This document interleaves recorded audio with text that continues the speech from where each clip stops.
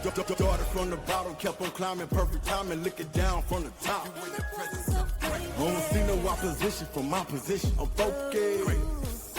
It's the must, I complete the mission. I won't stop, I can't stop. The grind is all I know. I'm focused, I can't stop. The hustle's all I know. I'm hungry, ambitious. My heart is on go. You in the presence of greatness. That's all you need to know. All right, everybody, what's going on? Welcome back. We got another interview coming up for you. Going from across the pond all the way over, we decided to let's swim it over there. Because, yes, I can swim, but it's a far swim to do. We got Joe Plummer coming back, man. We're going to have an awesome conversation, Joe. I can't wait to dig in. I got so many nerd questions I want to ask you about. We're going to wait to the end of that first. Joe, go ahead and introduce yourself to the audience, man, and let's just learn a little bit about you, man, before we get into a bunch of stuff. Cool. Thanks, David. Really nice to be here. Nice to meet you again and have this conversation. As you say, Joe Palmer, I'm Chief Innovation Officer at iProov. I've worn a few hats over the years. So back in the day, about 13 years ago when iProov was founded, I was the first developer writing any code to actually build something that kind of resembled what we have today. Did that for about 5 or 6 years, actually building that out, building a team. I focus more on the front end in the end of the platform, so the APIs and the SDKs and how people consume the service. We raised our Series A. We set up a US office. I volunteered to fly out to the US and with my family, my daughter and my wife, and we moved to Bethesda, Maryland, just in time for the pandemic. So 2020, everything got locked down just as we arrived, which was an interesting experience, but ultimately successful. Set up the US entity, hired a load of people there, and we now have 10 or 12, I think, US in the US team.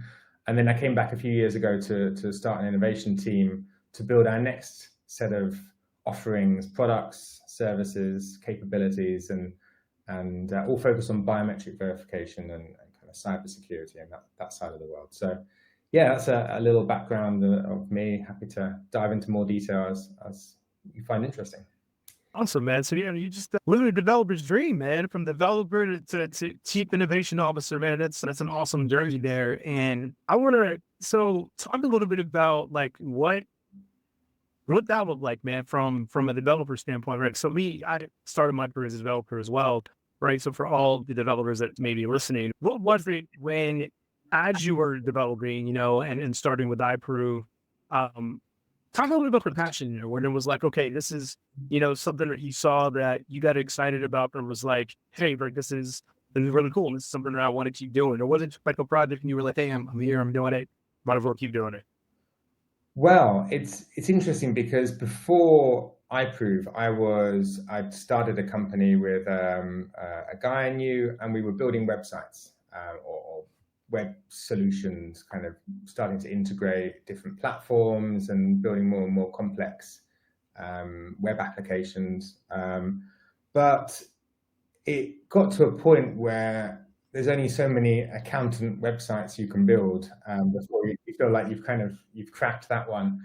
And so that was when I met Andrew Budd, our founder and CEO, who had this kind of immense idea. I remember meeting him in London. I signed an NDA, and he presented this vision, this dream, and he had this pending patent, and all this enthusiasm, and I couldn't stop thinking about it. I was thinking, this we're trying to solve really one of the biggest problems on the internet, the ability to verify who you're dealing with.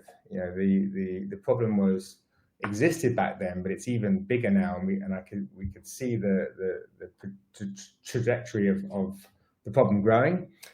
So it was a huge problem, which is obviously, if you can find a solution to it, that's a big deal. So reassuringly hard, if you like, and I had no idea how we were going to go about it. We had the idea, the concept, using biometrics, using a one-time code to illuminate the face. This is the kind of the core pattern that we were built upon. But it was doing all sorts of things I'd never done before: machine learning, asynchronous processing, video encoding, all sorts of stuff. So a whole series of technical challenges that I needed to overcome, but that's what made it exciting. So it felt possible, but very hard. But I had my the work we were doing at the time. So I was still building websites, and it was probably 3 or maybe 4 years where I was actually phasing out building websites for money and being able to focus more and more on building iProov, because we had no income at the time. And then we started winning grants, and that started to give us a deliverable. We had to do something to deliver on what we had won the grant on. So we started to get more focused, and eventually we got an end-to-end platform that fundamentally was like what we have today, that kind of did what we do now. And we had only like 3 algorithms when we first launched. There was the face matching algorithm, there was the presentation attack detection algorithm, presenting pictures and stuff, and then there was the replay attack algorithm, where if you try to replay a past video. I think we now have over 30 algorithms that run on every transaction, but back then we launched with those kind of core 3. And then it took a few years before we finally got our first production customer. But that was the transition time for me, from a kind of where most of my time was actually writing code, to actually spending kind of the technical sales side of business. I quite enjoyed talking to customers, explaining how things worked. And it was kind of bleeding edge stuff, because the customer would say, "Oh, can we do this, or can we integrate it like that?" And we'd be like, "Oh, let me get back to you on that." A meeting the next week and went, "Yeah, is this what you meant?" And they were like, "Oh, yeah, that's exactly right." So we were kind of, it was just in time product development. Right. We were crafting the APIs around the customer's needs. And yeah, that's when I sort of quite discovered the joy of customer facing interactions and the sort of the selling side of it, without being too hardcore commercial and quotas and all that. So that's when I went up to the US, which was fundamentally a commercial role, but it was also to be market facing, to listen firsthand to customers' needs and requirements. And that's when I kind of could see that what we did was great, and it really solved lots of problems for people, but it was just a very small piece of a potentially much bigger puzzle. And there was an evolution of people wanting to buy solutions powered by biometrics, rather than maybe not just a biometric component that they can embed in their own solution. So that's when I came back and said, right, if we build all this other stuff, we can start offering complete solutions rather than kind of point solutions. And that's where we are today. Awesome, man. And I would imagine, right? So as you guys start to work with the different customers, and you start to see them using your solution, right? Especially if you worked at 13 years ago, right? It's always, they say hindsight is 20/20, right? So it's always amazing when you look back on it. You guys were building this right at the time, over 13 years. The growth of your company is also happening at the time where identities having this renaissance, right? So all these things are happening, right? And you guys are just like coming along almost like right at the perfect time, as identity starting to become like this major thing. And we're starting to realize that identity is, this major security thing. We're starting to hear identity is the new perimeter. Identity should be at the forefront, right? And you guys are kind of on, the kind of commercial side of it, where people are seeing these very real threats, and people trying to, do account fraud and account takeovers and things of that nature. So, I'm interested to know, like, what kind of, do your customers talk to me about the evolution of threats that your customers are seeing, right? And how that's affecting you guys, and how you're having to, adjust and change your platform to meet your customers' needs, because they're having to adapt to, the changes of identity. Yeah, it's a great question, because things have changed a lot. And right at the beginning, the threat was primarily theoretical. the use of biometrics as an authentication method or as part of identity verification was not really in use in any kind of big way. So there wasn't much to gain from attacking it. And the but the value of it could be seen because alternative ways of verifying someone were either expensive or had their own problems. So as the transition began, people, organizations may just try a few things. Let's print out a picture. Let's hold up an iPad screen. Let's see if we can fool the system. That could vary from a few hours, a few days, a few weeks, maybe. But that kind of, I can't break it. We're good to go. But these were employees that weren't specialized or anything like that. So in the early days, there was almost like a mini explosion of systems that claimed to be able to solve this problem. And a lot of them no longer, have disappeared. They were more idea than technology. Right. But at the beginning, it was they all seemed to be able to solve the problem. Then these kind of test labs started popping up. So we have iBeta in the US, and some of the government customers they have their own labs that they started testing, and this often came from the world of fingerprints and other hardware-based biometric solutions, and they started to move into the software side, where obviously the camera is the sensor, which is a multi-purpose sensor. It's not specific for biometric verification. We use cameras as we're talking today, but you can also use it for verification. So they started to do these tests, and then there's a big focus on presentation attacks. So you've got suddenly this explosion of elaborate attacks where people were creating these absolutely fantastic masks that you like, not quite Mission Impossible, peeling off, but like they looked really realistic. And there was an obsession with how good a mask could you detect. And I remember saying that one customer had paid for a company to test us for these masks. And they're like, this mask costs $10,000.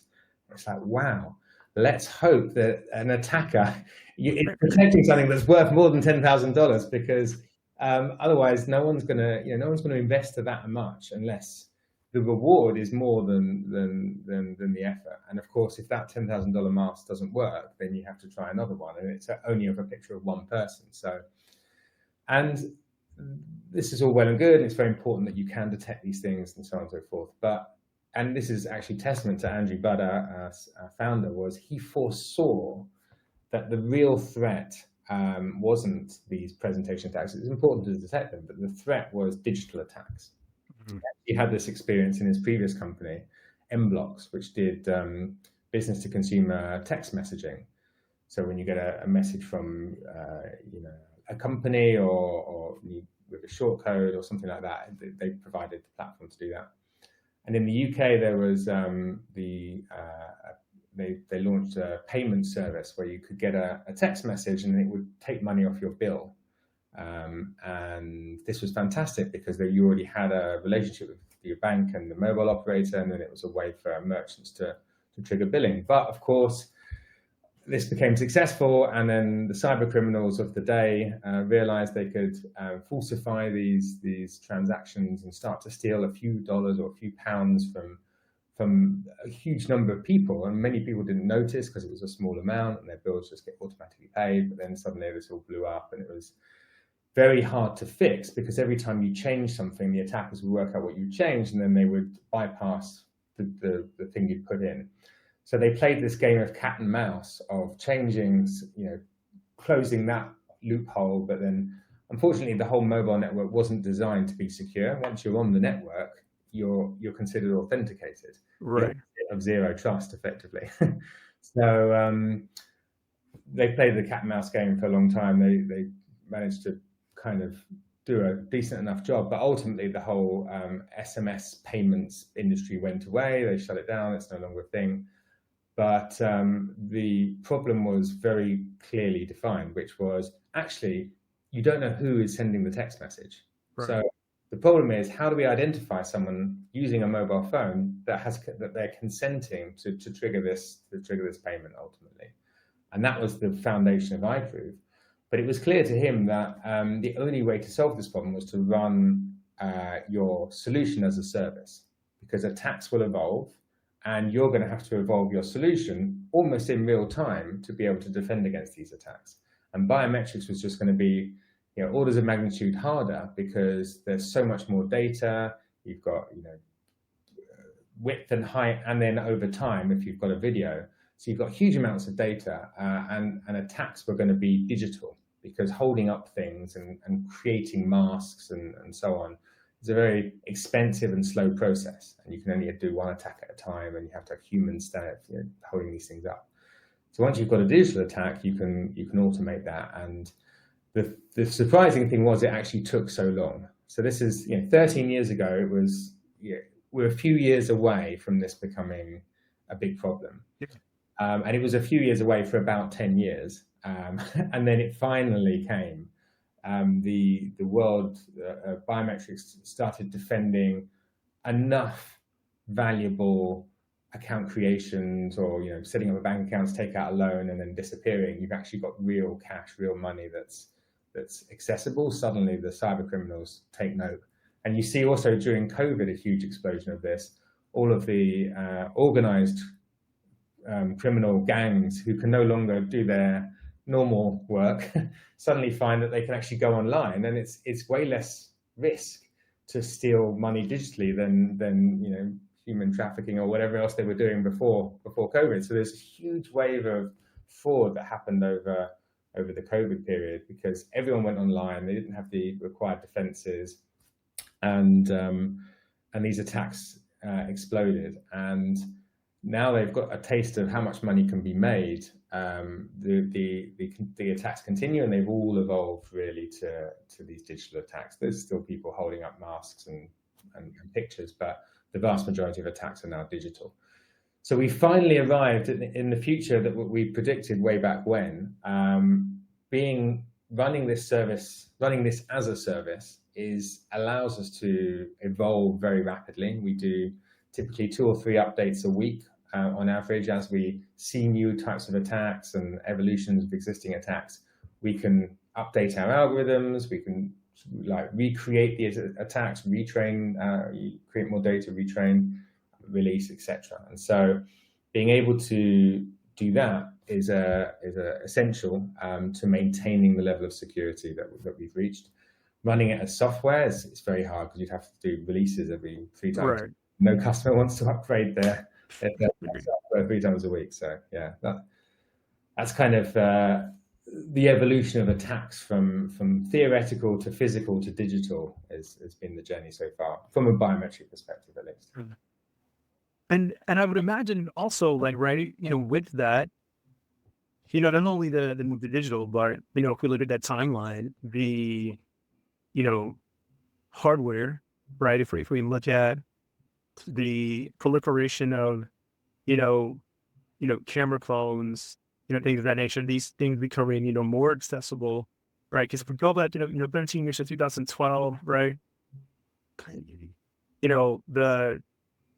smartphones and camera phones, I mean, for the most part, iPhone, Android, they weren't as popular they are today, right? I'm not saying that they weren't popular, they were, but to the point where I'm trying to think in 2012, 2013, I don't think we had, I know we didn't have Face ID yet. I think it maybe Touch ID had just started to kind of come out or whatever, but it's the point that's kind of when this curve was starting to start, when we were starting to get more comfortable with the commercialization of biometrics at that point, right? It was still very much this kind of science fiction-y type of thing. And then, we just kind of saw this explosion of it, right? So we're, for the most part, consumers were, we're comfortable with it, right? There's still, for the most part of the divide, for the most part, people have, iProov, Androids, but, these phones are, for the most part, really, really expensive. But, we do have that kind of convergence, so it's there. So, we have that aspect of it too. And there's there's an interesting thing, you talk about, COVID and, the bad guys kind of shifting that because it's so much easier on digital, right? But there's also like, there's this aspect of workforces, right? And we've seen some of these things where, people from, companies hiring when everything COVID happened and, the world kind of shuts down and people still have to hire, but now it's like hiring people that really aren't the people that it's just thought you're hiring, right? And this aspect we've had over the past, decade now of, data breaches and all these things out there. So the ability to, basically create and form an identity digitally and be able to basically interact with somebody completely online and, for lack of a better term, right? Like catfish in a big city, whereas they can go and say, I can go not only get an employment, but get a mortgage and do all these things without ever having to meet somebody in person, right? We're now starting to see like people can go and actually get jobs without ever, meeting somebody in person, and all the way up to where they're hiring, getting paychecks, and no one had ever seen this person, Yeah. ever, right? Yeah. And we see like employers are getting to that point. So, the fact that we are there, right, this becomes even more prevalent. So from both the workforce side, from the consumer side, like this becomes a real threat. So the ability to have like this kind of like liveness detection, right, which is one of the things that you guys, from an iPro perspective, say that is one of the most important things, to be able to prove that somebody is actually there and is an actual real person is important. So like I'm interested in like the detection. No trade secrets, obviously, but like, how do you guys go about that? What's your liveness detection and networks and the training you guys do around there to detect like, the different, where it's, different people and who's who, like, where did you guide with that and what stage you impart from your competition and that standpoint? Yeah. So the best way to be sure that your feed that you're using to do the biometric verification, which is fundamentally you want to be able to match an image. You want to take a face, you want to match it against a reference image of a known trusted individual, and then you want to say yes, that's the right person, or no, that's the wrong person. And face matching now is extremely good. It's orders of magnitude better than humans. That, just a quick aside, they did a test, I think it was the Australian border police, and they showed them two pictures of people and they said, is this the same person? Don't know the person, but the same person, not the same person. The best performing individuals who are trained to do this is their job, by the way, they got it right 90% of the time. So 1 in 10 people they got wrong. That is a huge, humans are actually terrible at recognizing people. We think we are good because we recognize people we know well. It's a bit like machine learning. Our family and our friends, we've seen them loads over the years from all different angles. We've been well trained and we can recognize them at the end of the street. So we think we're very good at face matching, but actually we're not, particularly with people we don't know. And particularly even with cultures and skin tones and races of people, if we don't grow up with those, with exposure to that, it's like the training, right? It's a bias, not from a horrible perspective. It's just your experience is what you're trained with, and what the people you grow up with, they're your training set. So humans, don't rely on humans to match, is the point. Algorithms are fantastic. So the key question is, how do I know that the image that I get is genuine of a person at the end of the device? So the best way to do it is create a challenge and then get the person to respond, because you can't really rely on an image. If you just take a picture, that picture is like a password, and it will match the right person. You can obviously analyze it to try and see if it looks like there's a picture, someone holding up a photo or a screen or something like that. But if it's a real person, if it's a picture of me now, and then it's a real person, and then it will match against me, my reference image is a real person, that picture is now a password that will always work and can't ever be reset. So my face is my password. You can't have that. Faces are not secret. So the best thing to do is challenge the face, sort of challenge the user to do something. But of course, doing that, and sometimes that's being referred to as active liveness, because the obvious thing to do is ask the person to do something, to move or blink or speak or something like that. But that's not great from a user experience perspective. Every action you ask a user to take, some users will not take, where either they will misunderstand or they'll do it wrong, or maybe they can't read, getting users to do things. Active challenge and responses are not great, because every step you require a user to do is a failure point, or potential failure point. And you can actually now train deepfake generative AI to perfectly follow the instructions and actually perform better than humans in terms of actions. So our approach, and this is the pattern I was referring to before, is the idea of this passive challenge and response mechanism. So the challenge is a code. So a bit like a one-time passcode you get as a text message, and you type it in and it only lasts for a few minutes and it's unique. You'll never get the same code again. It's just like that. But we send the code to our SDK. Our SDK is in the customer's mobile app or website. And then our SDK will open the camera, and then the code represents a sequence of colors rather than numbers or letters. And then we change the screen to each color every 13 changes over about 2.5 to 3 seconds. And that illuminates the face in front of the camera. And the camera then streams a video back in real time. And we look at lots of things now. But the key things are, we look at the way the light reflects off the object. And from that, we can tell whether you're a skin-covered 3D human, because the way skin reflects light is actually unique. Skin is an incredibly complicated material.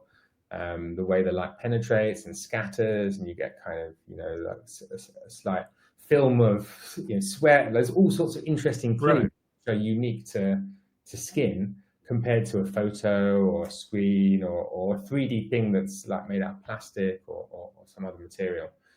So it massively enhances the ability to determine the thing in front of the camera by basically probing it with light, effectively. And secondly, we look at the sequence of colors. So the code is unique, and we embed the code into the biometric, so they become intrinsically bound. It's incredibly difficult to try and synthesize a deep fake and this code in real time, because the code only lasts a few seconds rather than a few minutes. And then, we look at the sequence of colors, make sure it matches. So if you were to steal the video of me authenticating, you can't replay it. Because the problem with replay attacks is they are the real person really authenticating. So every clue you have says that this is genuine, because it just isn't now. So how do you tell if someone is there now? Well, you need to try and create something unique that is bound to that moment in time. And that's the other problem with action-based or active liveness or active challenge and response, is that there's only a limited number of actions you can get someone to do. Turn left, turn right, blink, open your mouth, down, up. But you run out of things to do, and it starts to get complicated. You could ask someone to read out some numbers, 7, 5, 2, 9, ABC, but it starts to get a bit much. And if you're on a train or something coming home from work, you're going to be doing numbers to your phone. It fails what we call the Pratt factor. How do you feel about authenticating, speaking to your phone? So so passive, don't have to do anything except hold still. Unique, so if you record someone doing it, it's not like every 20 attempts you'll get the same set of actions, because there's a limited number. This is literally, there's millions of codes, and you'll never get the same code. Even if you iProoved every day for your entire life, you'd never get the same code. And passive, so you don't have it's easy. You don't have to follow instructions, and it's intuitive. So that's our approach, and this was the vision 30 Yeah. years ago, and it's like, wow, if we can make that work, I think we might be onto something. That is, dude, that is truly visionary. Like, that's to have that foresight 13 years ago, Yeah. right? That's okay. Yeah. Kudos. Unfortunately, it came to be. I mean, there was after about 5 or 6 years of this, and no one had bought it. We started to worry. Are we just really early, or are we just kidding ourselves here? Right. Unfortunately, we hung on. So Yeah. Listen, man, miss it. I can only imagine, man. It was last season, right? I did an entrepreneur series, right? And I talked to, yeah, I've been an entrepreneur, my entire life, right? And I would talk to different entrepreneurs and startups, and we would always talk about that moment, right? Where it's, I tell people we glorify entrepreneurship a lot, which we should, right? I'm not against entrepreneurship at all. I think I tell everybody, I think it's something that you should always try. It's funny, right? Like literally on my desk in front of me is a magazine on entrepreneurship. It's one of the things that I like that I've done in my entire life. But I always tell people, like, you got to work on both sides of it, right? There are days, right? And it's the days where, you may question, right? It's a lot of those days where you don't know if it's going to work, right? You may be super early. You get the no's, whether it's, trying to raise funds or trying to get customers to sign on, or things aren't working, right? And so like in this case, right? Yeah, you got to work super early, right? But you just got to, you got to keep going until it all pays off. So, kudos to you guys, man. And I'm glad you guys did, keep going, because now it's, it all lines up in, now in this day and age, right? Where they're going to want to shift the focus and kind of get your, your perspective on, where do you think the industry is now and going forward, and where you think, iProov and just really what I would say, identity verification plays a, where you think it's going to play a role going forward. Because if we look at where identity sits now, right, and how, I would say, executives have to look at it. When we look at a digital identity now, I think now more than ever, it is complicated, right? We can no longer just look at it as, worker or a contractor. Like, I mean, you have to look at this and say, like, truly have to understand, what a digital identity is and access from all sides, right? My customer, my vendor, mine, whatever, what a digital identity, what is accessing, and how do these things access any resources that I have? Like, I truly have to look at this holistically and be able to understand and verify access no matter where it is, right? And so I really think that, like, verification becomes important, I would dare say, at any aspect, right? I mean, I can see, identity verification from, I could look at from AI agent perspective, from a non-human perspective, right?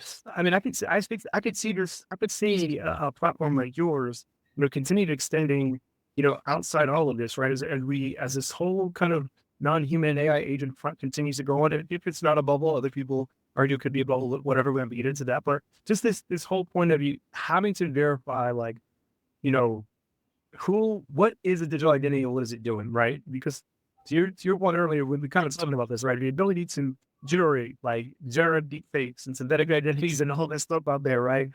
I mean, it is getting easier and easier. And so the ability to tell what's what and what isn't is getting harder and harder, right? So it becomes like paramount to be able to have something to verify, to say, like, what is actual truth? Like, how do I verify that something is something? So with that, like, what's your perspective looking at the market today, and where do you think it's going, and where do you think verification stands to grow in this market? I think the shift is very much in motion, from consumer to workforce, and I think this is somewhat driven by the attackers. as I said, COVID created a new generation of attackers that may have been criminals in a more traditional sense, and now they've realized how easy it is. And a lot of work has been put into trying to making it as hard as possible in the consumer side.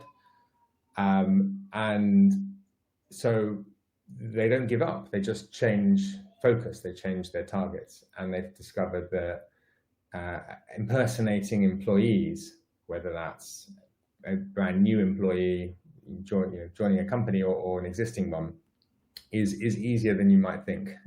So suddenly there's the drive towards workforce authentication, workforce onboarding, just the whole life cycle of your workforce, whether it's a contractor that comes in for a few months or an employee that might be there for 10 years.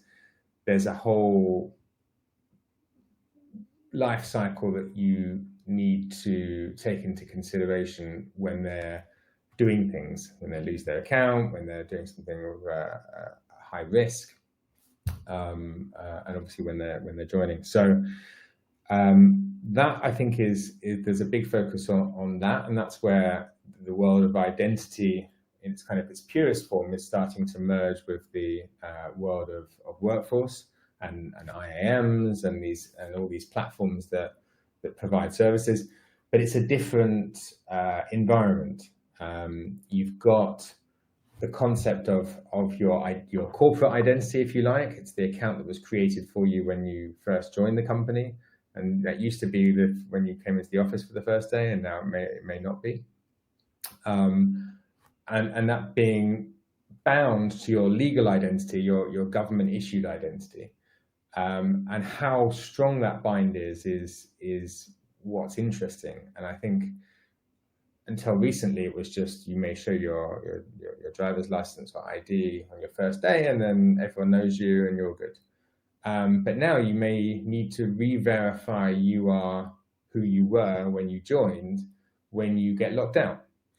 So your corporate identity and your legal identity, the bind between them becomes more important, because you may have to prove that you are still the same person as you were, and that you are actually that person when you join, if you're joining a company. So that's a new challenge that has sort of come from post-COVID the new hybrid work we're in. And then I think it gets even more interesting / challenging with the idea of agents, AI agents working on your behalf. This is an untapped opportunity that a lot of, it's on the cusp. Everyone's going after or talking about, at least, and there's a lot of effort being put into creating these AI agents that will make your life even easier. If you think about AI interactions at the moment, they're more like APIs. There's a request and a response. So you sit there, you type your prompt, and you get back this stream of data. And if you're lucky, it's all correct, and you can act upon it if you so choose. The future looks like an agent that can sit in the background, and it has access to your emails, and it has access to other data sources that might impact your life, and it has directives, and it understands what you're trying to achieve in life. And you may be in an important meeting, and then you get an email that says the important meeting tomorrow has changed, and your flight that you were going to be on is no longer going to get you there in time. So the AI agent can work all this out without you interacting, and it can go and change your flight. But the other flight is way more expensive. So does it have permission to pay that extra amount? Does it have your card details? Does it have authority to, is it able to trigger a payment with a service that does have your card details? What limit can it do it to? Is there an approval process that has to come into play? Are you going to get a push notification saying your agent wants to change your flight, and do you consent as you scan your face at that point? So there's all these interesting questions that when your agent goes async, how do you permission it? How do you authorize it? And the thing that makes it even more complicated is that, as we've seen, ChatGPT 5, the leap between version 4 and version 5 was not nearly as big as between version 3 and version 4. And Right. this is not just ChatGPT. There seems to be a bit of a ceiling that we're reaching on the general purpose AI, the large language model approach to AI, at least. And what the next leap, if you like, in the industry feels like it's going to become specialization. So almost like our solution, right? We fundamentally, we get attacks which are generated with AI, and we train our own AI in this form of algorithms that then detect these attacks. We're fighting AI with AI, and we have this expert human oversight that can tune it and work out what data to include and exclude and so on. So we are a specialist AI solution designed to detect fraudulent attacks, which can be simple presentation attacks, or they can be sophisticated AI generated attacks. But by focusing on doing that, we could do a really good job. Ask ChatGPT to do that, it won't be able to do it, right? So, it looks like there's going to be an evolution of these specialized algorithms. So you might have your general purpose one, so your ChatGPT, and you say, I want to do something, and it will work out that that's a specialist task. And actually this algorithm over there, this other AI system, is the best system to solve that task. So it then delegates it to that system. So you can imagine like this kind of chain, and then that might have even more specialized AI systems. So before you know it, who has permission to do what? Who's in control? Who's in charge? Could you pre-authorize these algorithms to be able to do something? Do you have to do it in the flow of it doing it? Like, it's a crazy world we're heading into. But it does come back to, if these are acting on your behalf, then you and you alone should be authorizing them. Whether that you give them pre-authorization, you give them limits, or you have to give them explicit authorization at a moment in time, or whatever, it all comes back to you. They're extensions of you. And so what ties you to you? Your biometrics. So and that's a quick and easy scan to authorize that your flight needs to change because your meeting has moved. It's going to cost you £107 extra. Do you consent? Yes. Scan my face. It's me. Gone. Right. Done. You can do that in the break between, in your meeting kind of thing. So that potentially is the future. Who knows? But it's going to be interesting. Yeah. And it's, I am on sense, man. And I said this a couple of times, and the computer scientist in me can't help but to be excited about it, just because it's all the stuff that I've studied, right? And it's the realization of, the data science of it all, and the ability to, truly, use data science and these algorithms to solve these problems at the speed at which we can. And so that part's exciting. But really, but the paradox of unfortunately, it's creating scary, right? When you start to look at, some of the decisions that it can kind of lead us down to. And it's funny, as you were kind of, so you're kind of going through that, right? Like you'll have the general things and the specializations.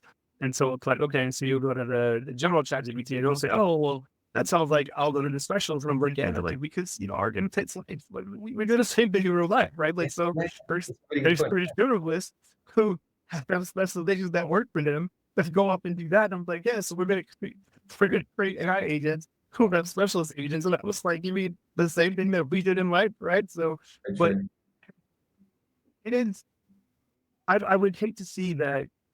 I personally don't think it's a bubble, right? I think we, like most things in technology, right? We erase to get something out, we get excited about it, we put it out there.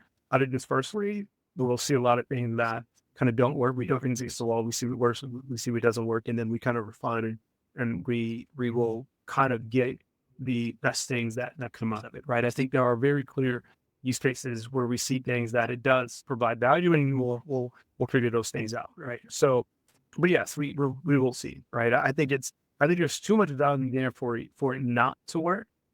We just have to figure out where that is. The chain of command things, though, I think is the biggest hole, Yeah. right? That we do have to figure out the authorization of it and being able to map that back to, you know, if it's on your behalf and it does these things, how far does that delegation go, right? Even if we have that, extra chain or like, well, David authorized this agent to go do that, but then it called this specialized agent and this agent and this agent and it called these things. And so to your point, to me, it is all APIs and anyway. So, but if it gets down to the third, fourth layer of API calls, it still comes back to I authorize it to do this, right?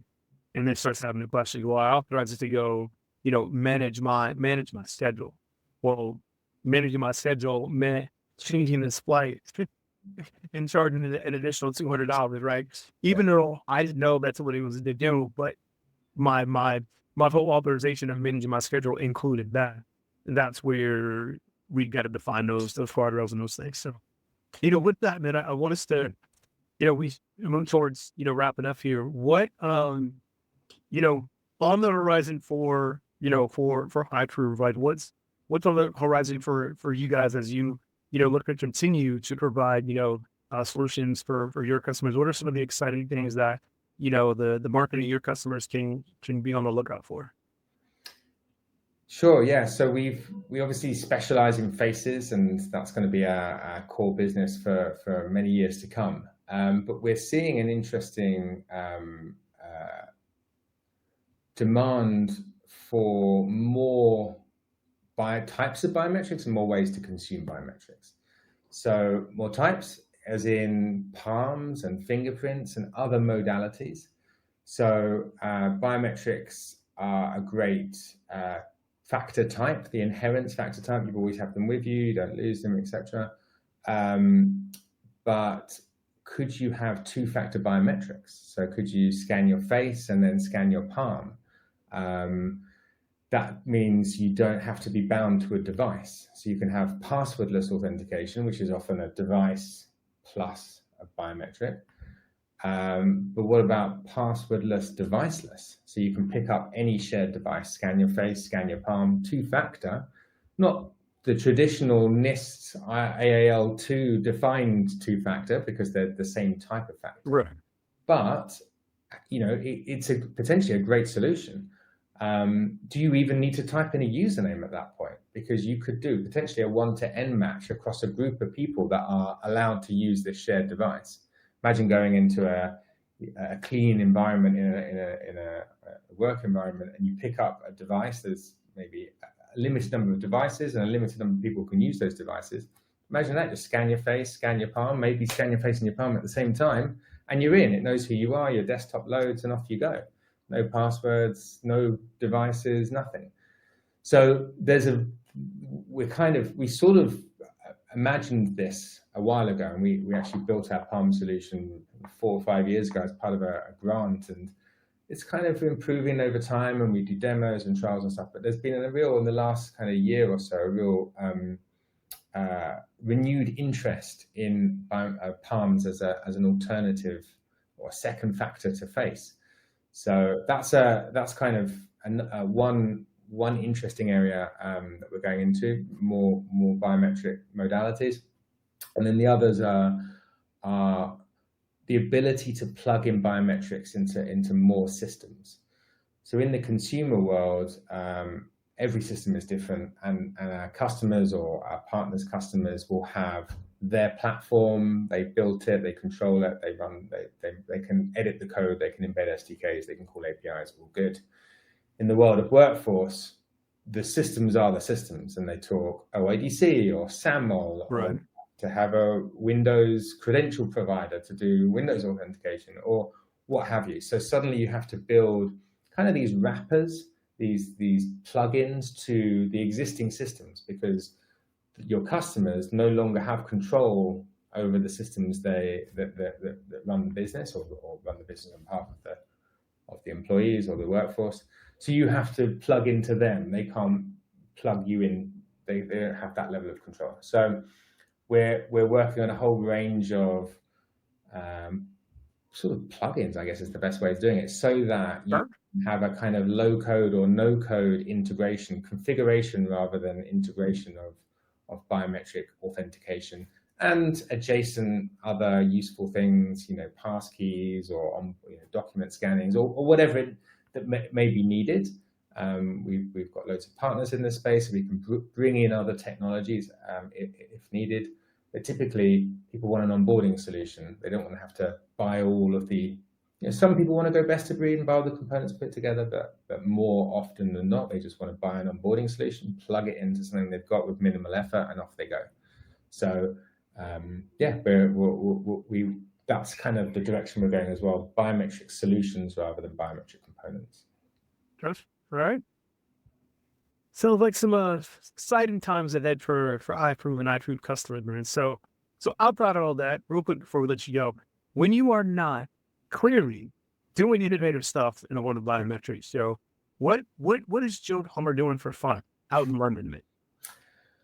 It's a good question. I've been on a bit of a health flex this year. Okay.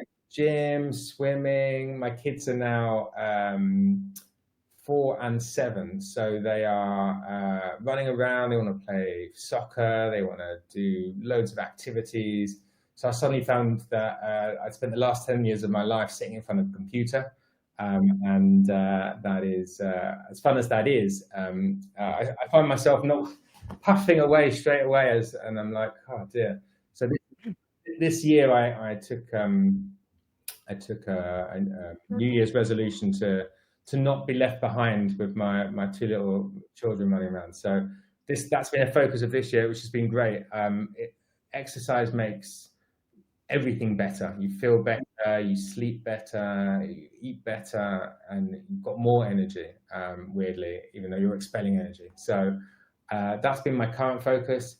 I used to love computer games. I struggled to find the time to play them anymore.